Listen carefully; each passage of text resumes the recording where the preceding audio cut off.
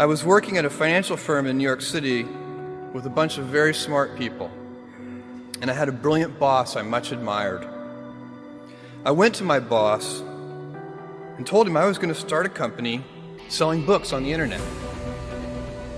He took me on a long walk in Central Park, listened carefully to me, and finally said, "That sounds like a really good idea, but it would be an even better idea for someone who didn't already have a good job. You can have a job, or you can have a career, or you can have a calling. And if you can somehow figure out how to have a calling, you've hit the jackpot, because that's the big deal." I met Jeff Bezos 25 years ago, and he told me, "Dave, I want you to invest in my company." "What are you doing?" "I'm gonna start a bookstore in my garage." "Okay, and I'm gonna put it online. People buy online, and I'm gonna ship out of my garage. But if you invest in me, Dave, someday I'm gonna be the richest man in the world. I'll do over $100 billion. First of all, there is no such thing as $100 billion 25 years ago. Statistically, there's no such thing. Countries didn't have 100. Our national debt wasn't $100 billion. And this dude's telling me at 26 years old that he's gonna be the richest man in the world because he has a garage and the internet? That was his truth. No, but he did not know it, and neither did I. But the difference between him and I is I was laughing, scoffing, and jesting at him, and he was already applauding himself, going, at the right way, at the perfect time, I'm gonna make as much as I can as quickly. And I'm sitting there going, there's no way this is gonna be a big business.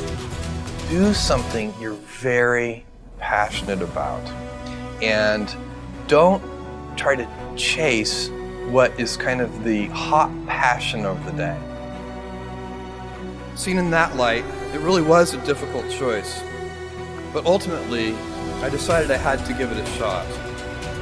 I didn't think I'd regret trying and failing, and I suspected I would always be haunted by a decision to not try at all. After much consideration, I took the less safe path to follow my passion, and I'm proud of that choice. As a young boy, I had been a garage inventor. I'd invented an automatic gate closer out of cement-filled tires. A solar cooker didn't work very well out of an umbrella and aluminum foil. Baking pan alarms to entrap my siblings. I'd always wanted to be an inventor, and she wanted me to follow my passion. There's a military phrase that I especially love, and it says, "Slow is smooth and smooth is fast."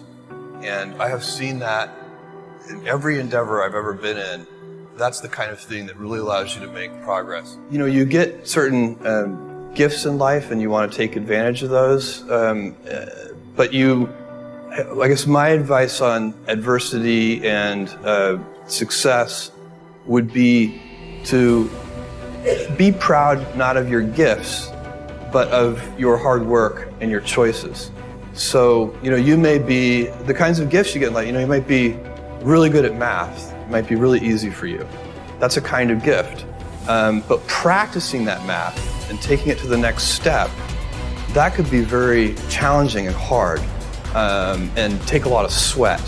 That's a choice. You can't really be proud of your gifts because they were given to you. You can be grateful for them and thankful for them. But your choices, you choose to work hard. You choose to do hard things. Those are choices that you can be proud of.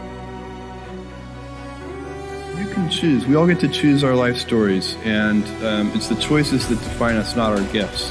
Everybody in this room has many gifts. I have many gifts. You can never be proud of your gifts because they're gifts. They were given to you. You might be tall, or you might be really good at math, or you might be extremely beautiful or handsome, or there are many gifts, and you can only be proud really of your choices because those are the things that you are acting on. And one of the most important choices that each of us has, and you know this just as well as I do, is you can choose a life of ease and comfort, or you can choose a life of service and adventure. And when you're 80, which one of those things do you think you're going to be more proud of? You're going to be more proud of having chosen a life of service and adventure. There's never been a better time to be alive. I mean, it's just incredible the amount of inspiration that the world generates for me, and I think for a lot of people. It's insane, the amount of change and invention and opportunity. Your life, the life you author from scratch on your own, begins. How will you use your gifts? What choices will you make? Will inertia be your guide, or will you follow your passions? Will you follow dogma, or will you be original?